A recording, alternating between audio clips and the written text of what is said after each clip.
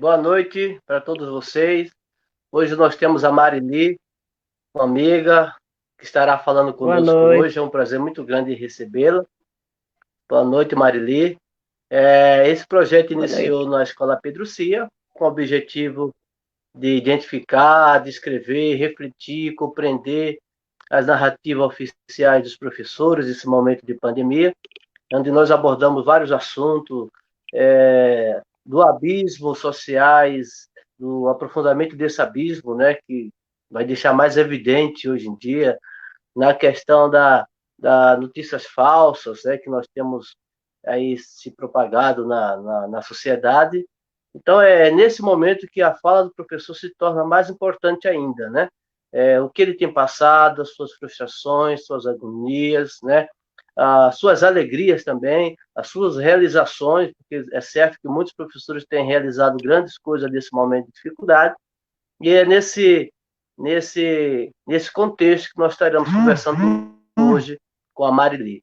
Seja muito bem-vinda, Marili. Obrigada.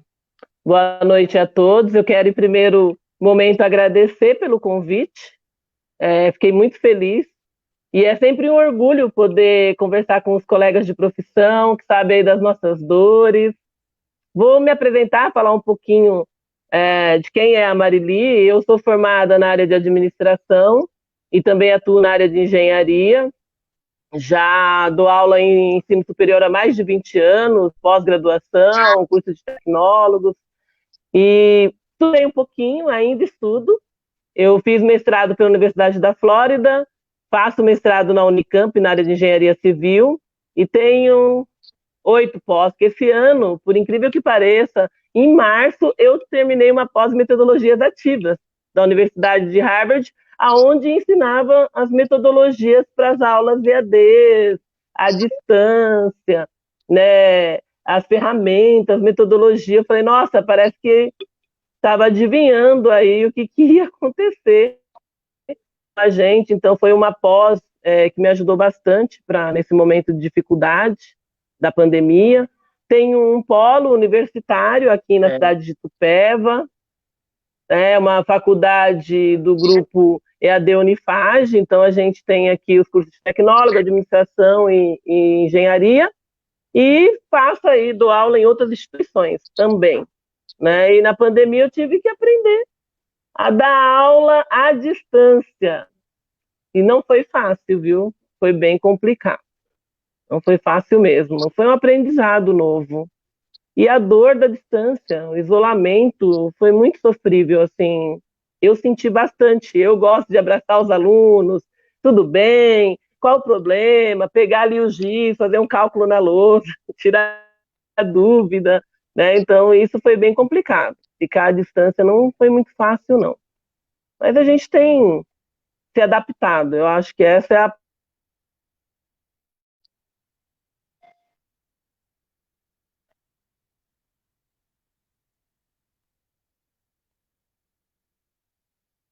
Marili, deu uma travada agora aí. Vai esperar um pouquinho. Essa internet no Brasil, como eu sempre falo, né? É cara, mas não funciona. Então, com mais de 100 mega, nós temos essa dificuldade aí. Vamos esperar um pouquinho. Espero que vocês tenham um pouquinho de paciência, que ela já vai estar retornando aqui. Isso, voltou. Está acontecendo, que está caindo, mas a internet aqui está É, oscilando. Eu acho que é porque está fechando o tempo de chuva aqui. Desculpa, pessoal. Eu não sei até que parte que vocês pensou em conseguiram me te ouvir. ver? Não, estou conseguindo te ouvir, só não estava conseguindo te ver. Mas agora já deu uma Hum, melhorada, que bom. Está conseguindo tá? ouvir agora também. Tô conseguindo ver. Não, a gente estava te ouvindo, só não estava te vendo perfeitamente, né? Tava meio travado, mas agora voltou ao normal. Tudo certo, então? Posso fazer a primeira pergunta, Marili? Sim, fique à vontade. É, a primeira pergunta está relacionada à diversão, né? Quero aproveitar e falar, porque o Júnior não está aqui hoje, ele não está bem, E esse não estar bem está sendo muito normal na vida do professor, né? O professor, como você mesmo acabou de falar, gosta de estar próximo, gosta do toque, gosta de estar presente, abraçar, beijar, né? Essa é a realidade do professor no Brasil, né?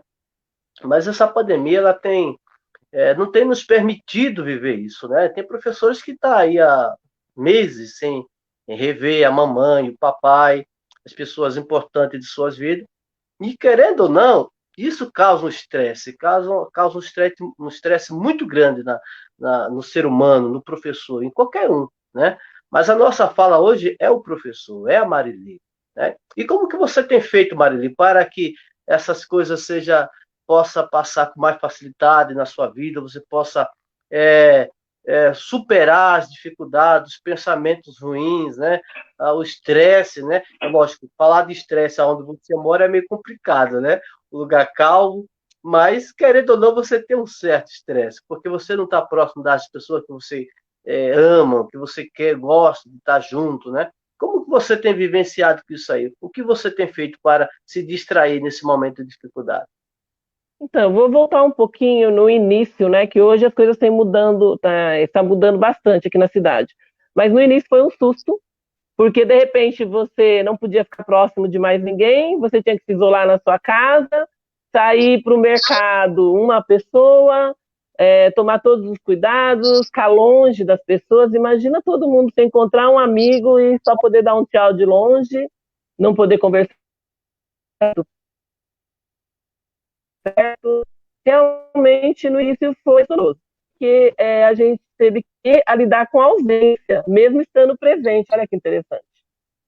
Só que nesse momento também teve uma ferramenta que me ajudou muito, o WhatsApp vídeo, sabe? Então a saudade, ela vinha, eu passei a mudar o comportamento, em vez de mandar mensagem, eu passei a chamar as pessoas por vídeo, para eu poder ver, tá tudo bem mesmo, conversar e sentir as pessoas mais próximas. Isso acabou virando um hábito. Às vezes até esqueço, vou lá e chamo a pessoa por vídeo, falo, opa, nem em todo momento a pessoa pode ver por vídeo. Mas foi uma forma que eu achei que me ajudou bastante a tirar a distância, principalmente da minha família, que é de Santo André, e eu aqui de Itupeva, então ficou mais difícil ainda. A saudade da minha mãe, assim, parece que triplicou a saudade da família. Mas a gente conseguiu superar de uma forma assim. Uma forma foi tranquila, não foi não. No começo foi bem difícil, sim. Bem difícil. Hoje a minha cidade ela está mais tranquila, abriu todos os comércios. A obrigação é andar com máscara, né? E usar o álcool gel. No mais, o comércio ele tem aberto todas as portas, com horário reduzido. Mas hoje as coisas estão bem mais tranquilas. Eu acho que a depressão é algo que rodeou muita gente. Né? Quem não sabia o que era depressão, né? Que é sentir a ausência, não ter, sentir falta de algo, te dar uma dor por dentro e você não saber por que você está daquele jeito. Eu acho que todo mundo conseguiu sentir um pouquinho o que é uma depressão. Não é fácil, né? Para quem tem, eu imagino que quem sofre dessa doença tenha ficado ainda pior. Eu sou uma pessoa alegre, cheia de vida, então eu, no mesmo momento que eu caio na tristeza, eu levanto no outro dia bem e recomeço. Mas, enfim, foi bem complicado, sim, não foi fácil, não. Tá? É legal. E é verdade, né? Porque querendo ou não, sendo forte ou não, nós temos medo, né? O medo faz parte da nossa vida, a gente se assusta. É algo que, quando iniciou, na verdade, ainda hoje, é uma doença invisível, né? Ninguém conhece muito bem. As pessoas ficam doentes e os médicos não sabem muito bem o que vai fazer, de que maneira vai tratar, né? Um fala uma coisa, outro fala outra coisa, né? Então, existe uma divergência na própria medicina quanto à questão da cura dessa doença. Então, as pessoas, querendo ou não, elas se assustam, tem medo, né? Ela fica com medo da situação, né? E até comentei aqui em outro momento aqui com o pessoal, porque em muitas doenças que no Brasil teve, a gente ficava sabendo que outros morreram de outras famílias, né? Então, não estava tão próximo da gente. Mas esse momento dessa pandemia é muito próximo. A gente, querendo ou não, nós perdemos pessoas muito próximas da gente, né? E aí a pergunta é: você se assustou quando entrou nessa pandemia? O quanto você se assustou e o que você tem feito para manter esse medo controlado para que não possa dominar a sua vida? Eu me assustei, sim. Eu entrei em pânico e o meu medo não era nem comigo. Olha que engraçado.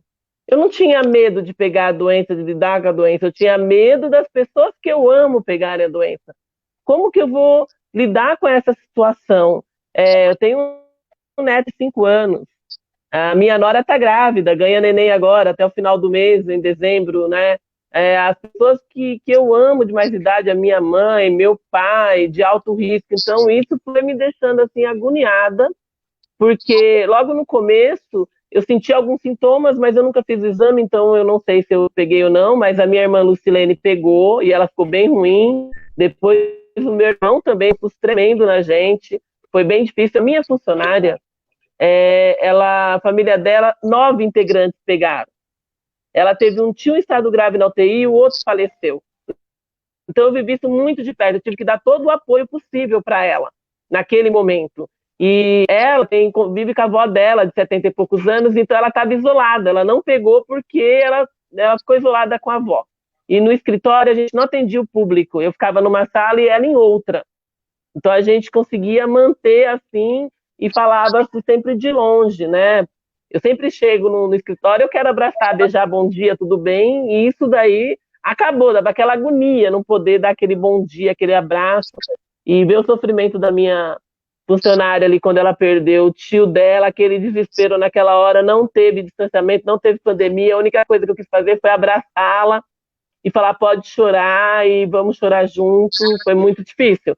Então, mesmo não tendo perdido alguém da minha família, eu senti uma dor muito grande. Eu sou muito próxima dela e foi muito difícil mesmo. E a gente ainda corre um risco muito grande, né? Lá fora está voltando novamente. Eu acho que o brasileiro ainda não se deu conta da gravidade que é voltar essa doença a crescer novamente. Porque por mais que aqui, por exemplo, a gente tem um hospital que foi montado que não foi utilizado, graças a Deus, e Tupéva teve controle, mas nós não temos uma UTI na cidade. Se precisasse de uma UTI, a gente não tinha. Foi montado um hospital, não lembro o nome, como que eles chamavam, mas um hospital próprio para poder fazer esse atendimento, e não precisou, em nenhum momento precisou. Então, isso também ajudou bastante. A cidade, ela, na hora que falou vai fechar tudo, vai fechar tudo. E isso daí eu dou os parabéns ao prefeito da cidade, porque ele fez tudo que tinha que fazer para poder ajudar a sua comunidade. Então, isso ajudou bastante também. Isso é muito importante, os governantes tomarem a posição. E naquele momento não adiantava, ele só deixou realmente mercado aberto, fechou tudo que você podia imaginar, farmácia só aberta, posto de gasolina, e aqui ficou com ordem mesmo para você entrar, era uma pessoa, não podia entrar mais de uma pessoa. Então, esse cuidado que o município teve, porque aqui a gente é uma cidade que recebe muita gente de fora, então, né, turística. Esse cuidado foi muito importante. A universidade, no dia 18 de março, fechou as portas. E aí a gente começou a trabalhar com as aulas online e reaprendendo. Imagina, dar aula de engenharia, cálculo online. Como que não foi essa experiência? Hoje, tranquilo. Mas, assim, como que eu vou fazer para o aluno fazer o cálculo junto comigo? E a gente foi procurando as ferramentas que tinham disponíveis na internet, no Power, e vamos fazer. Vamos reaprender. Então, conseguimos aí passar por cima disso tudo. E eu confesso para você que, se eu falar para você que eu não fiquei assustada, eu estou mentindo. Fiquei sim, sofri muito, fiquei bem preocupada com a família. Eu sou uma pessoa muito família, com os amigos. E, por outro lado, foi bom porque o que era distância ficou perto. Porque aí eu comecei a querer falar com as pessoas que eu não via há um tempo, que eu tinha saudade, saber como que elas estavam. Então, também, todo lado ruim tem um lado bom. Como diz o chinês, a palavra crise é a mesma de oportunidade. Como você vai ver? Como você vai reaprender?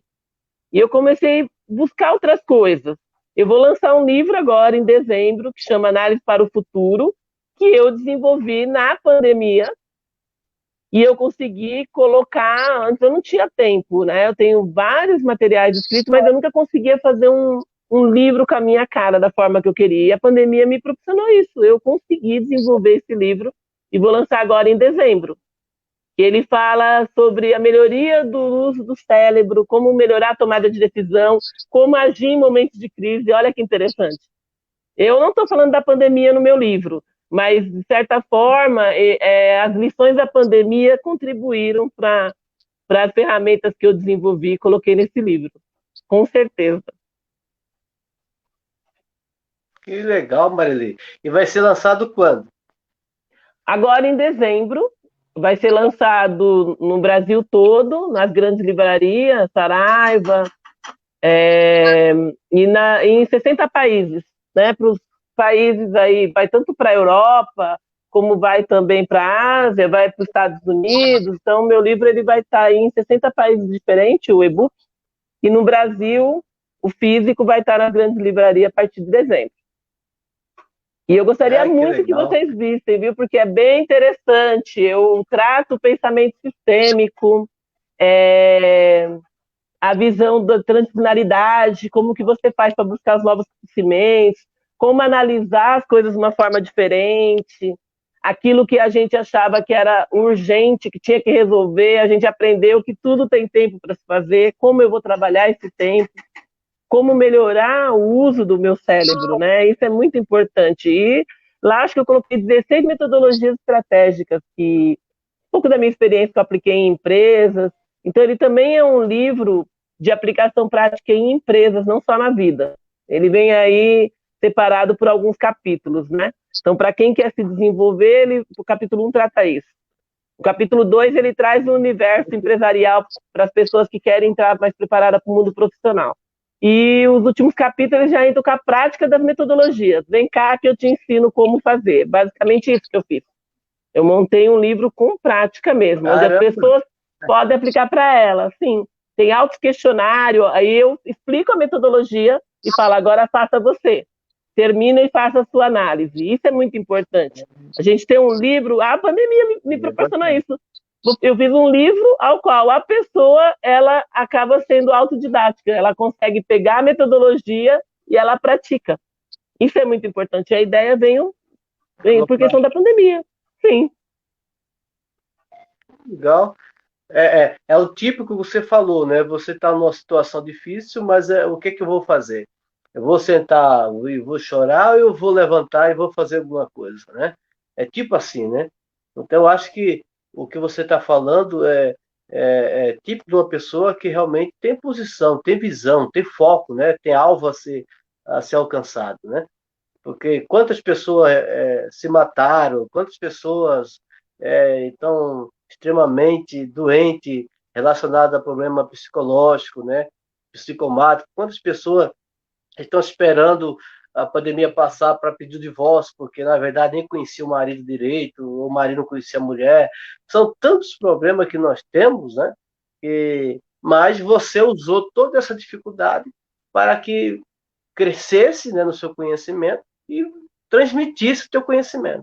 Legal, espetacular. E eu vou sim, com certeza, buscar o meu. O meu vai, eu vou buscar aí. Vou te mandar um convite exclusivo para você participar do sarau, com certeza.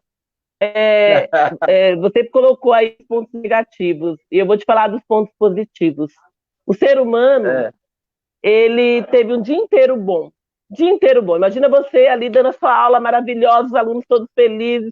Aí no final da sua aula acontece um pequeno acidente, uma coisa que não é tão grave. Você vai pegar 99% do seu tempo que foi bom e você vai colocar em 1% que foi ruim. Nós, seres humanos, fazemos isso. Não devemos fazer isso. A gente tem que entender o seguinte, o momento ruim ele vai existir, eu vou ter que resolver isso e voltar. Eu tive mais tempo alegre do que infeliz.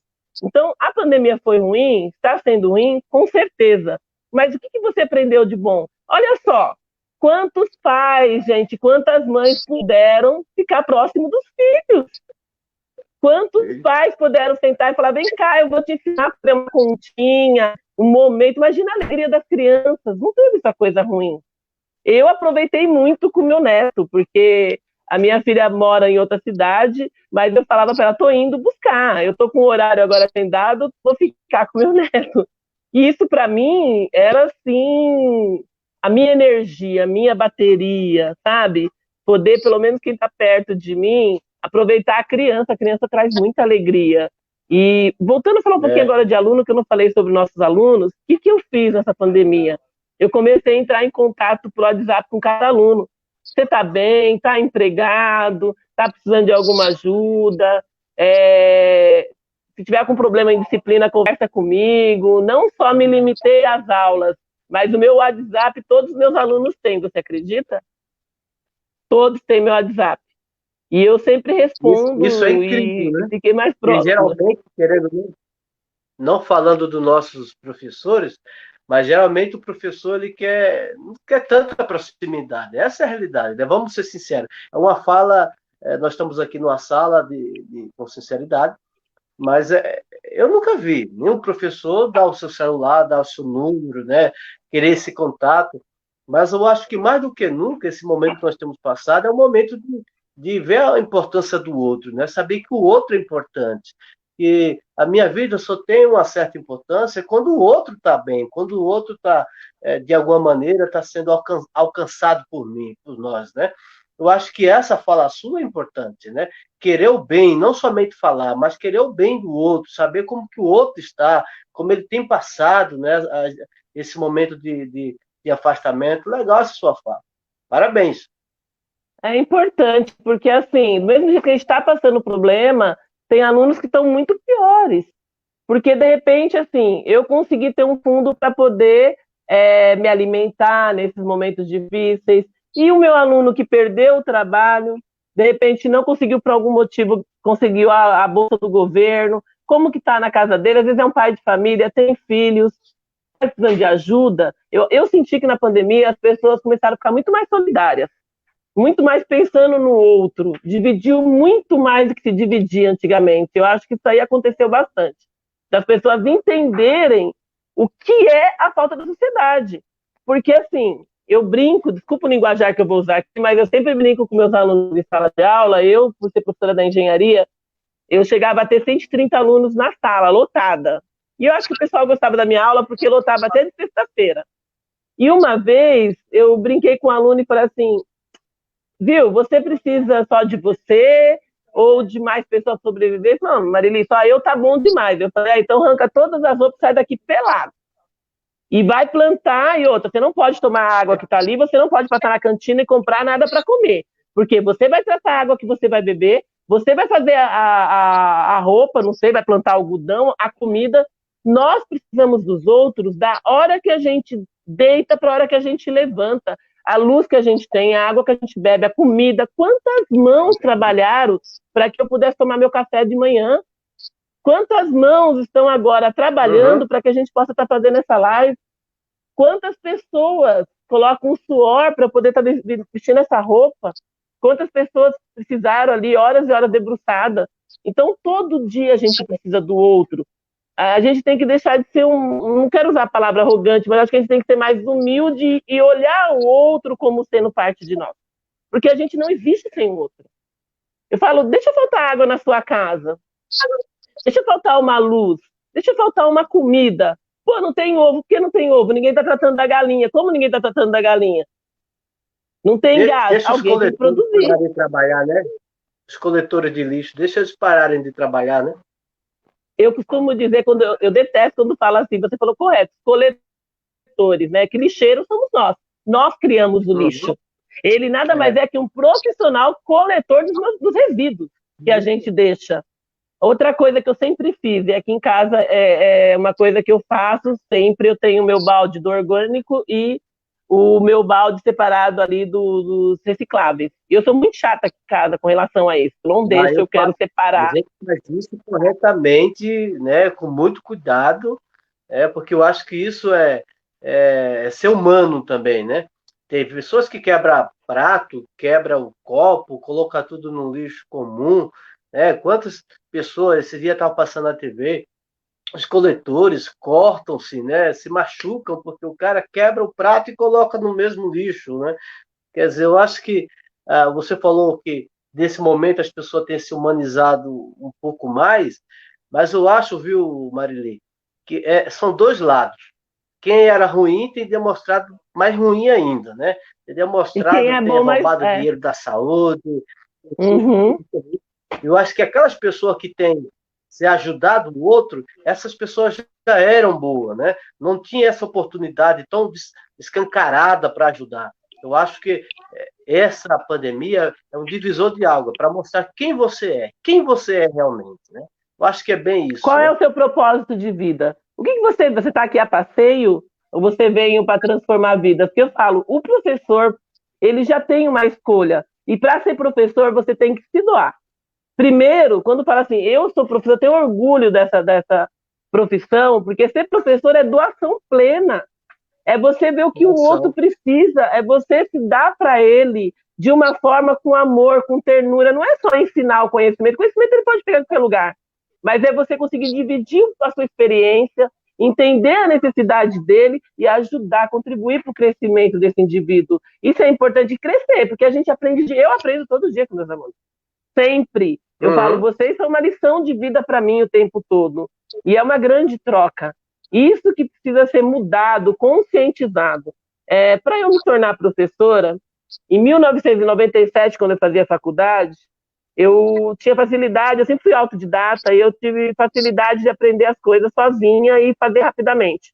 Isso me possibilitou me tornar monitora a convite, porque se você não era convidado, você não conseguia ser professor, não era assim. Então, É. eu estudei administração 4 anos e fui monitora por esses 4 anos. Quando eu terminei, a faculdade falou: olha, você quer fazer uma pós-graduação, a gente vai te dar, em troca você vai ser professora assistente. Eu não fui professora de cadeira. Eu fiquei 2 anos e meio fazendo minha primeira pós, virei professora assistente, aí quando eu terminei eu ganhei minha cadeira. Então, quer dizer, eu tive que auxiliar meus professores a aprender, e todos eles, professor Arlos, que nem sei se está vivo ainda, de contábeis, sabe, eu guardo um carinho muito grande por eles, porque todos eles me ensinaram que ser professor era doação. Eu estava ali para me doar. Foi um grande aprendizado na minha vida. Eu faço por paixão. Tanto que eu sempre trabalhei, dirigi empresas e dava aula à noite.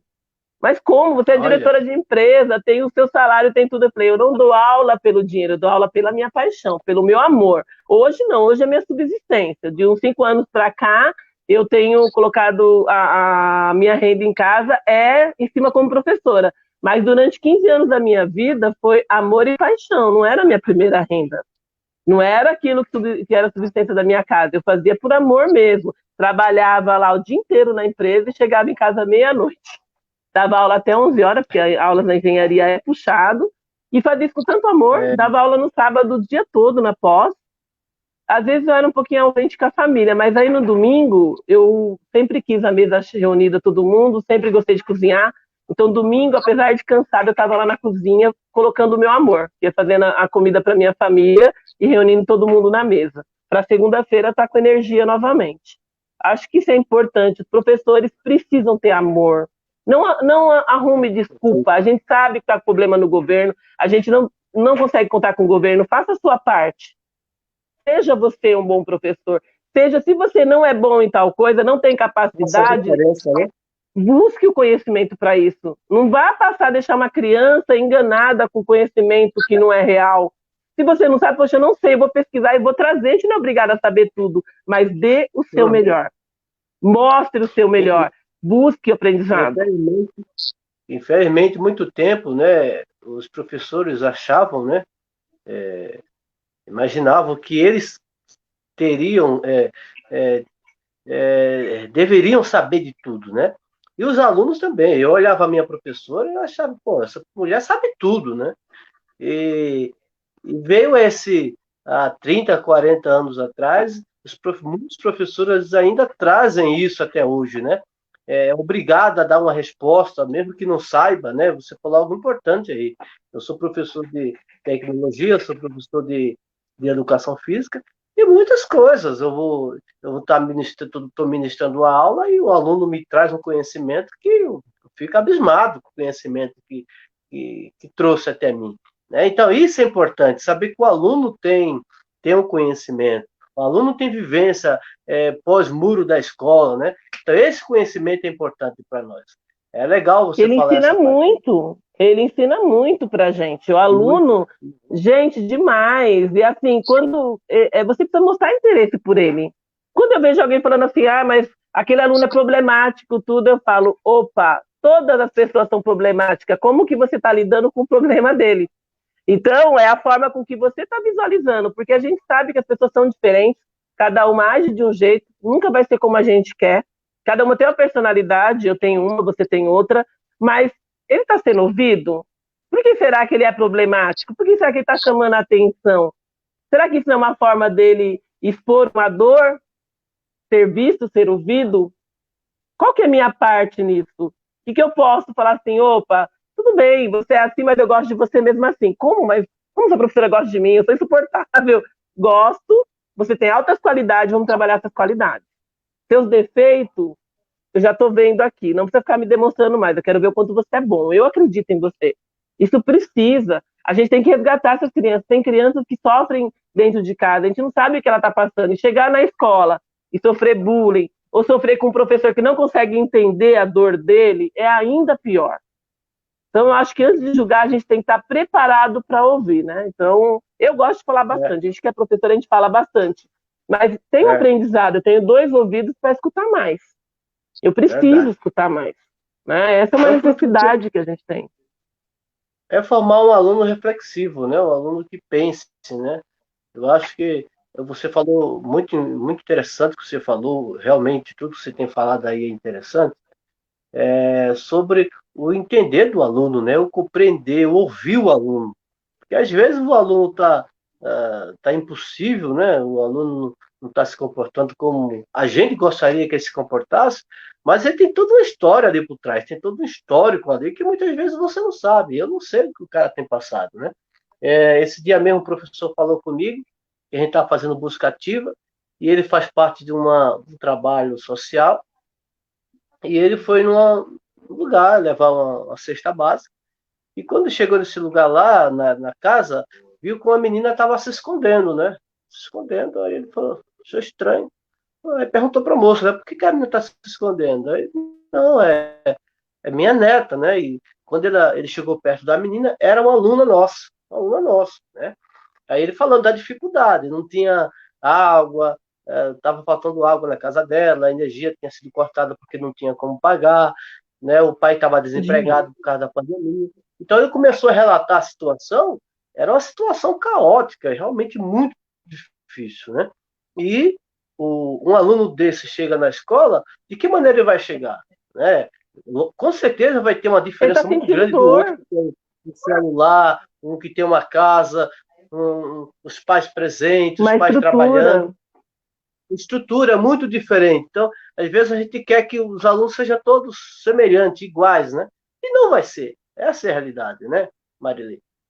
E tem um agravante, né? Eu sempre, por ser vindo de uma família simples, sofrer muito, ter que batalhar muito para conseguir vencer na vida, né? Eu venho de uma família de 9 irmãos, um falecido, e por bom tempo a minha mãe cuidou da gente sozinha. Minha mãe é tudo para mim. Eu tenho orgulho, até me emociono falar dela.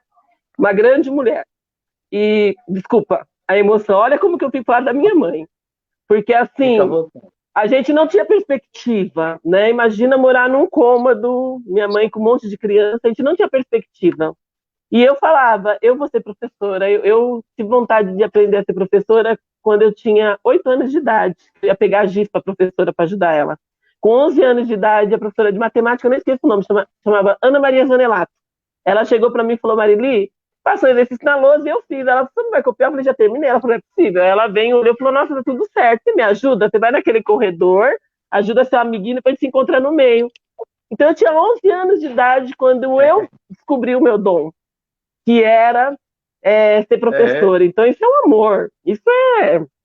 Eu tenho muito orgulho. Eu fico muito triste quando eu vejo na parte política, né? Eu não quero entrar muito em detalhe, mas a falta de valorização dos profissionais, bombeiro, policiais, enfermeiras, médicos, professores.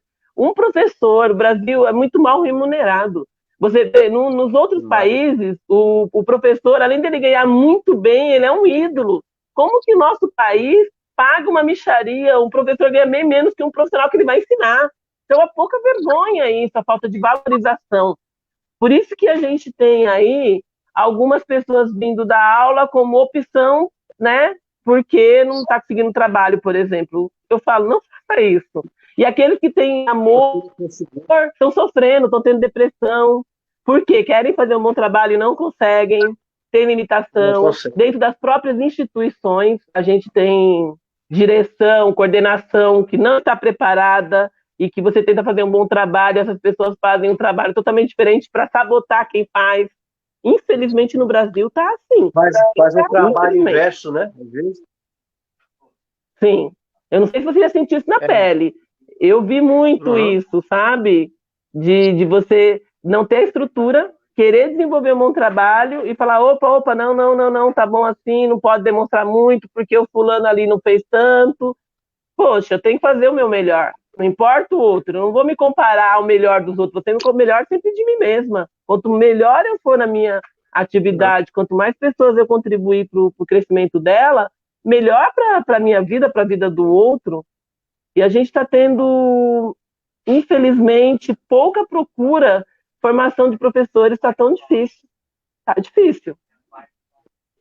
Porque as pessoas estão se assustando, né? Eu vou estudar, pagar tanto dinheiro, me formar e chegar lá na frente e não ter uma remuneração adequada para sobreviver.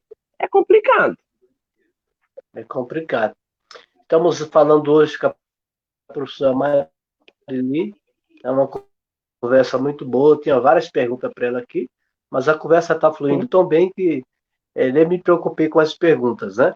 Mas uma pergunta que eu quero falar para você aqui, que está dentro do nosso assunto, é sobre esse mal, esse vírus de notícias falsas que tem se propagado na nossa sociedade, né? Mais ainda na política, né? Hoje você vê um político falando, você não sabe se é verdade, se é mentira, se é meia verdade, né? Não sei se existe meia verdade, né? Mas é tão complicado essa história do fake news, né? Que tem tomado conta da sociedade. Essa é a realidade, né? E eu estava conversando com o Júnior esse dia aí, que muita notícia falsa, as pessoas que propagam, né, que divulgam essas notícias, eles sabem que é falsa, mas eles colocam, eles divulgam, porque aquela notícia falsa está falando o que ele pensa, né? Então eu estou recebendo notícia, eu sei que é falso, eu percebo que é falsa, mas está alimentando meu ego, meu sentimento ruim, e eu acabo divulgando essa notícia. Hoje, nossos alunos, o que fazer, querida? Diante dessa situação tão difícil, parece impossível ser resolvida, né? Porque realizam tantas coisas para ver se elimina, se conscientiza, mas na realidade a pessoa que passa essas notícias, às vezes, é como eu já falei, ela quer passar, ela sabe que é falso. O que fazer como professor para agir nessa parte tão difícil que nós temos passado? Eu diria como cidadão, inclusive, nem como professor, nem como aluno, mas como cidadão em geral. Nós temos 3 agravantes aí. Primeiro, a impunidade que corre no Brasil. As pessoas fazem isso porque são impunes. Então, esse é o pior de tudo. Porque se tivesse realmente ali uma punição adequada, as pessoas pensariam mais. Segundo, o indivíduo ele precisa, antes de passar aquilo que ele recebeu para o próximo, ver a fonte, analisar se vai agregar. Sabe a história das 3 peneiras? Já ouviu falar a história das 3 peneiras? Né? Então você primeiro vai ver. É importante? Vai me agregar alguma coisa? Vai trazer algo positivo para alguém? E se não for, não passa, deleta. Não passa à frente. Tenha responsabilidade. O problema é que as pessoas, muitas acham que tudo é piada, é engraçado. Então eu vou passar e não pensa que pode estar prejudicando alguém. Então nós temos lei inadequadas ou falta de lei em alguns momentos, falta de punição, a própria irresponsabilidade do indivíduo que passa para frente algo, às vezes, muitas vezes propositalmente, ou outras vezes por inconsequência, ou por achar que é só uma fake news. Então, essa semana mesmo eu recebi. Eu sou amiga de um dos candidatos aqui, não tenho ele como político, eu tenho ele como amigo, eu conheço ele há 12 anos. e foram colocar um texto, criaram um WhatsApp, como se ele estivesse xingando o outro. Ele falou assim, Marili, olha o que fizeram, que colocaram de mim. Eu falei, vai lá, mostra sua cara, faz um BO e vai correr atrás disso e mostra que não é você, que você não é essa pessoa que está sendo colocada aí. Infelizmente, a pessoa perde mais tempo tentando comprovar a verdade sobre uma fake news do que outra coisa, né? Então, assim, eu fiquei com muita dó dele, porque se imagina, se coloca no lugar de quem está sendo alvo de fake news, como que a pessoa se sente? É muito difícil. Eu acho que nós precisamos ter mais responsabilidade. Eu acho que essa é a palavra, como indivíduo. Responsabilidade sobre aquelas informações que a gente recebe e o que a gente passa para frente. Né? Analisar as fontes antes de sair passando para os outros, antes de propagar algo que não seja verdade. É muito complicado, mas hoje, principalmente Facebook, agora Instagram, WhatsApp, então, é todo dia, né? Está recebendo ali algo que você não tem certeza se é real ou não. Eu não sei se você concorda comigo, Marilei. Porque há 30 anos atrás existia poucos meios de comunicação. O jornal, o rádio, né? Tradicionalmente importante para aqueles que muitos não sabiam ler, né? Ouvir os rádios, ouvir as notícias e ficavam informados. Outros liam jornais, né? Hoje, então, tinha aquelas pessoas específicas. O cara, para enviar uma notícia, o cara, para divulgar uma notícia, precisava ser um repórter, né? Ou se não, trabalhar numa rádio e ser um transmissor de conhecimento, de informação. Hoje em dia, não. Hoje, o que acontece? Hoje, qualquer entrar numa rede social, no Facebook, no Instagram, ele consegue passar uma informação, passar né? E as pessoas vão ter acesso a isso. Então, hoje, existe um excesso de informações, um excesso de informações que muitas vezes não está informando ninguém, não está informando nada. É somente ideia, pensamento que o cara pensou, ele acha que é assim, ou ele acha que deve ser assim, e coloque as pessoas têm acesso, acredito, né? a essas informações e sai por aí, igual louco. Eu acho que hoje o que está tendo mais é excesso de informações desnecessárias dentro da sociedade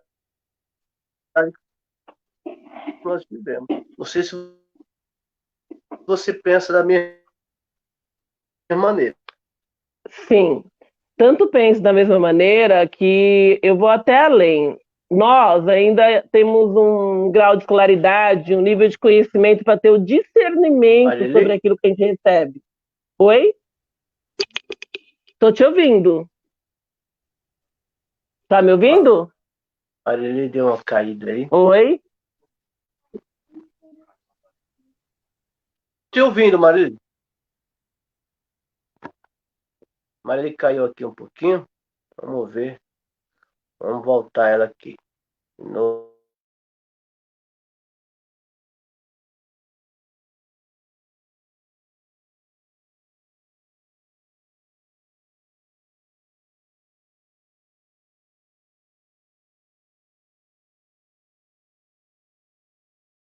Trade.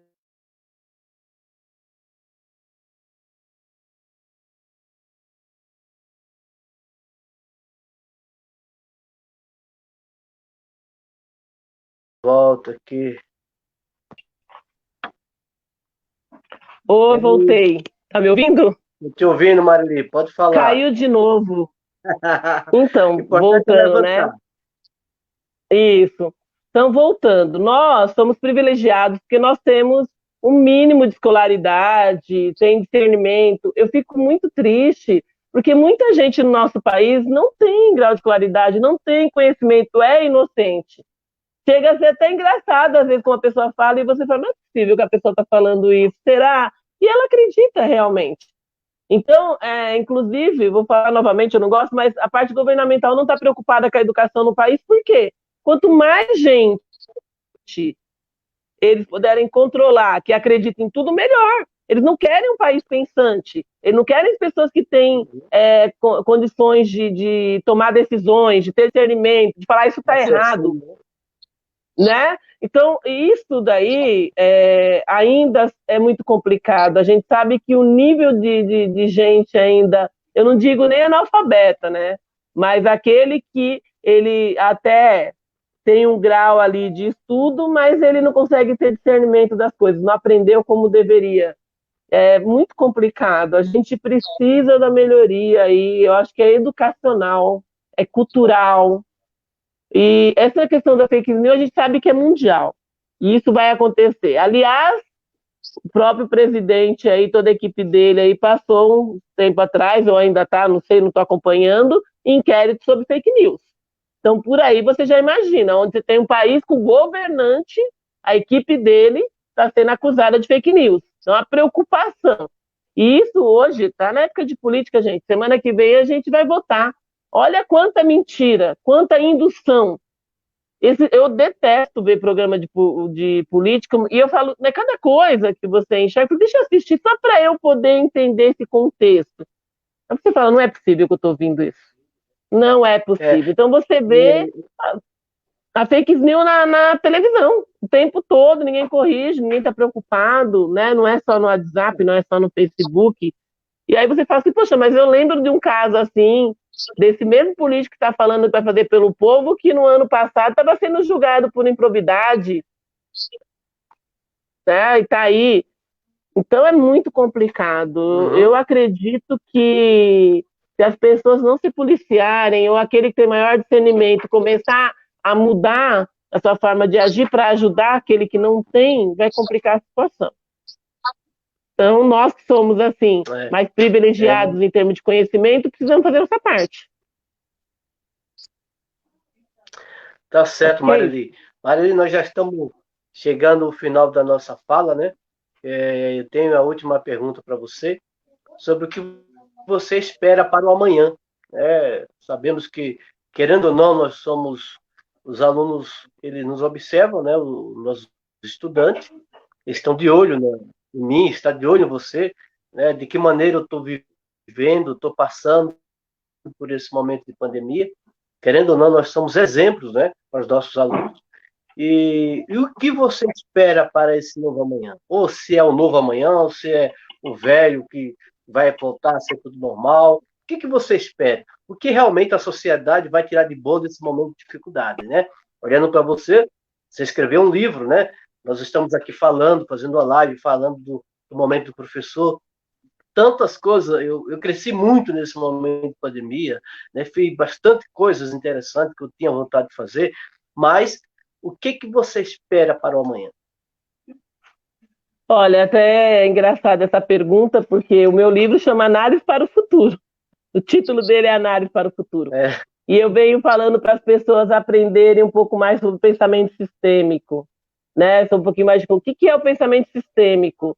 É você imaginar que você está numa sociedade cada vez mais caótica, que o sistema ele entra em colapso, seja numa distribuição de água quando falta, numa distribuição de energia, alimento que falta, o dólar que está alto, o euro que está alto. Nós estamos nesse momento. Agora, com a pandemia, a questão da doença é colapso. Então, daqui para frente, a gente não vai ser mais como era. Não vai ser, aliás, não está sendo mais como era. Então, nós precisamos do quê? Adaptação. O que você tem feito para se adaptar? Eu costumo dizer que estudar, buscar conhecimento nunca é demais. Hoje em dia tem tantos cursos de graça para as pessoas fazerem, se aperfeiçoar.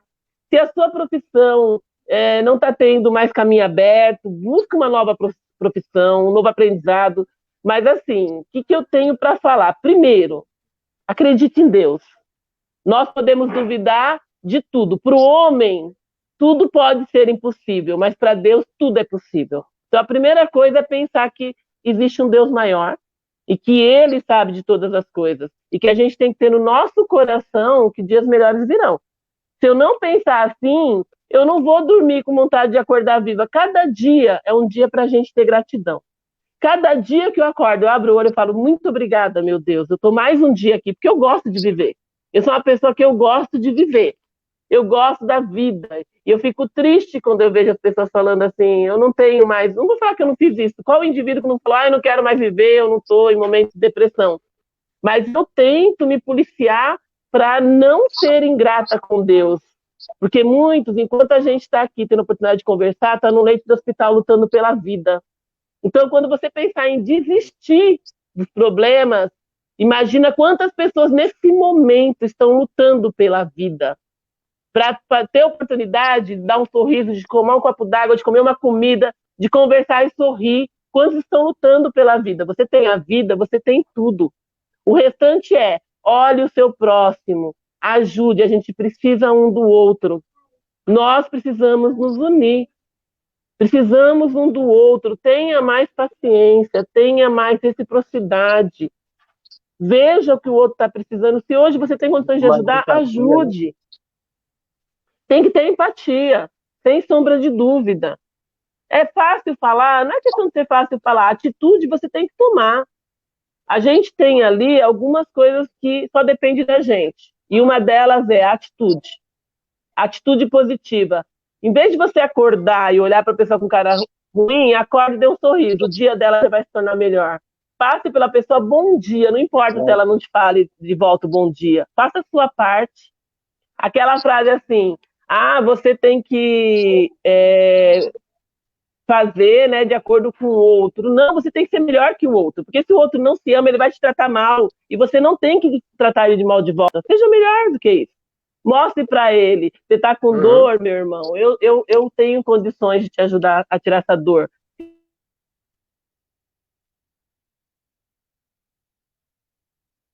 Oi. Marili? Marili deu uma travada aqui, Marili. Não estou te ouvindo. Nós estamos finalizando. Uma fala tão boa da Marili. Ela travou aqui. Marilis, saia e entre novamente para a gente finalizar, por favor. Se você estiver me ouvindo. Isso. Pessoal, o Júnior não está aqui hoje. O Júnior não estava bem. Mas na próxima quinta-feira ele estará de volta, ok? Quem está sentindo a falta do Júnior é por esse motivo que não está conosco. Oi, Marili. Vamos entrar de novo. Vamos buscar a Marili de novo aqui, ó. Quero agradecer a todos que estão conosco aí, nos assistindo, né? Muito obrigado pela presença. Voltei. Pode finalizar, Marili. Desculpa, gente. Vamos finalizar, então, é isso. Só deixar para vocês, assim, dificuldade ainda vai ter, mas a gente tem um ano novo pela frente. Pensar positivo, luz, faça a sua parte, seja uma pessoa melhor. Sim, seja uma pessoa melhor. Imagina que cada um fizer a sua parte, como a gente vai contribuir. Eu acredito muito na filosofia, a filosofia não.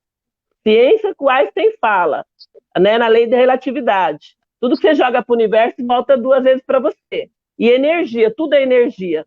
Então, se todo mundo começar a pensar positivo, essas coisas ruins começam a sair, a escuridão vai saindo. Porque a escuridão a gente não consegue estudar, a luz sim. Né? Então, isso é muito importante.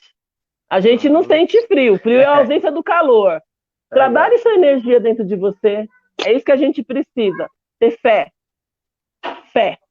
Essa é a palavra. Fé.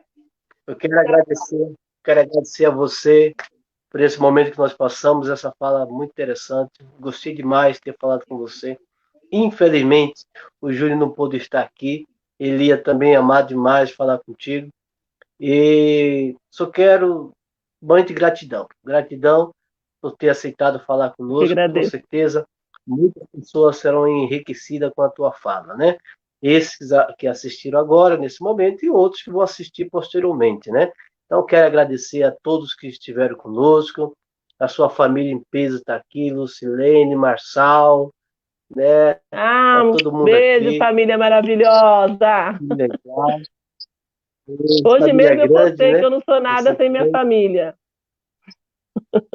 Isso é bom. É a base, né? É a base da É a nossa base vida, de né? tudo. Mas muito obrigado, viu, Marinho? Muito obrigado. E Deus abençoe você. E continue desse jeito, feliz, né? Fiquei aqui pensando, você falando que já tem uma neta, já tem outra para nascer. Falei, meu Deus, essa mulher já tem neta, né? É o netinho de Mulher 5 nova anos, dessa o com tanto Kiki, neto já. Mas que bom. e uma netinha. Eu 5 anos, tenho 2 né? filhos, né? Eu não sou tão nova assim não, tá? Eu faço 48 anos, agora dia 29 de novembro. Eu convido vocês para seguir meu Instagram aí, quem tiver, Marili_Siqueira. Estou sempre postando algumas novidades Aham. lá. E convido vocês aí em dezembro ir lá buscar meu livro e dividir um pouquinho mais de Tá. conhecimento aí, tá bom? Como é que é o Obrigada, gente. Instagram? O Marili Instagram, como é o nome do underline Instagram? Siqueira. É meu nome, underline meu sobrenome. Obrigado, então. Marili, abraço, beijão. Fica Obrigada. com Deus. Beijo. Abraço para todos. Tchau. Tchau. Obrigada a todos.